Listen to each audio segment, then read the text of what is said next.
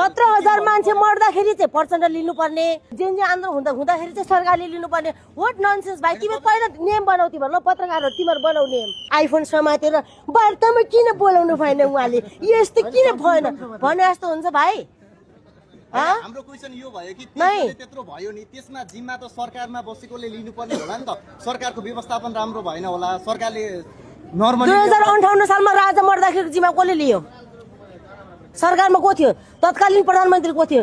मलाई भन्नु त। तपाईँ यस्तो पढ्नु लेख्नु भएको छ। 23 गतेको सोधिरहेछौँ, 23 गते तपाईँ पछाडि किन नजाने हो? एउटै कुरा, एउटा आन्दोलन भनेको सबको हुन्छ भाइहरू। फेरि है अलिकति तपाईँ पत्रकार हो, तपाईँको जस्तो मुख छ, मेरो पनि त्यस्तै छ होइन। एउटै कुरामा केन्द्रित अतिरञ्जित नगर्नुहोस्, पढ्नुहोस्। अतिरञ्जित सरकारले लिनुपर्छ नि भन्ने लिउ न त। उसले गल्ती होइन, हामीले एउटा कुरा, 17,000 मान्छे मर्दाखेरि चाहिँ प्रचण्ड लिनुपर्ने, आन्दोलनकारीले लिनुपर्ने।